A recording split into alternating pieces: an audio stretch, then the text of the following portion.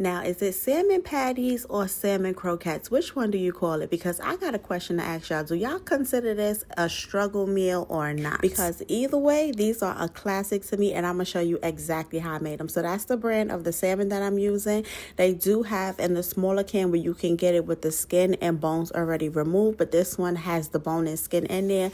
So what I'm going to do is go ahead and just take my time, go through the salmon, remove as much of the bone and skin as I possibly can. Now, I did hear that you can go ahead and make your salmon patties with it because the bone is very, very soft, but I just prefer to take that few extra minutes and go ahead and remove it. After I got everything removed, I do run my fingers through it again just to make sure I didn't leave anything behind. And once I got the clear that everything is gone, I'm going to go ahead and start seasoning my salmon. For seasoning, I'm going to go ahead and with some parsley. After I add my parsley in there, I am going to go ahead and add some of that Tony's Creole seasoning because I absolutely love that Tony's Creole seasoning. So I'm going to go ahead and add a little bit of sprinkle of that. Once I get my Tony's Creole seasoning in there, I am going to go ahead and add me some garlic powder as well, because what's salmon without garlic powder? Once I get my garlic powder in there, I am going to go ahead and add in a little bit of that Old Bay seasoning, because I feel like anything I make seafood, it absolutely has to have some of that Old Bay seasoning. And I just think Old Bay and any seafood dish you make can pair really well together. So I did go ahead and shake a little bit of that Old Bay seasoning in there.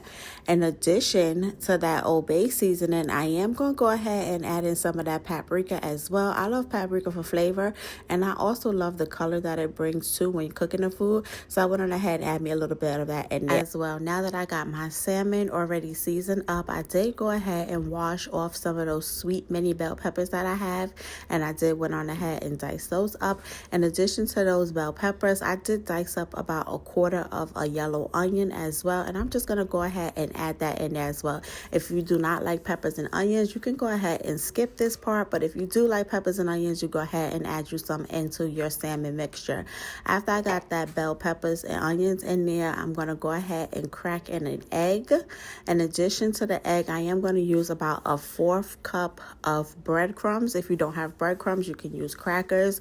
Once I mix everything together and I check the consistency, it wasn't giving the consistency I was exactly looking for. So because of the amount of salmon I had, I did decide to go ahead and add in another egg. Once I added in that other egg and I mixed everything together, it started to give me the consistency that I was looking for. So I went on ahead and started to form my patties. Now, to form my patties, what I'm going to do is take a little bit of my salmon mixture.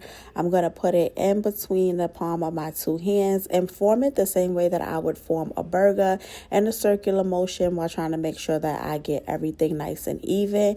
I always try and make sure I'm making them about the same size so that they can have an even amount of cook time.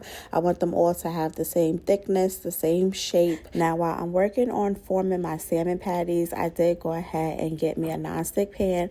I'm going to add just a little bit of oil in this because we're not going to deep fry these. We're just going to go ahead and get them nice and crispy. I guess a little shallow pan fry is what we're going to do, and we're just going to go ahead and get that outside nice and golden brown, because if you're using the salmon in a can, your salmon is already cooked.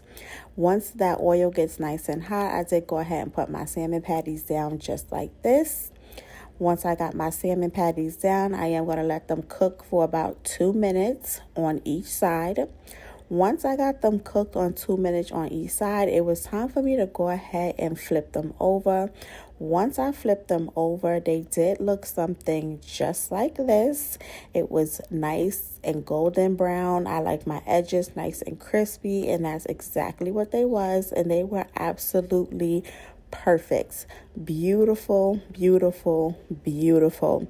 After all my salmon patties was done, it was time for me to go ahead and plate it. And in addition to my salmon patties, I am going to go ahead and fry some rice. And after I fried my rice, I went on ahead and sliced up a little bit of avocado. And once I sliced up a little bit of avocado, it was time for me to go ahead and put these salmon patties on the plate because dinner was served. Now, the only question I got left for you guys is, what side condiments do you like with your salmon patties? For me, I'm going to go ahead and pour in a little bit of this Sweet Baby Ray's hot sauce.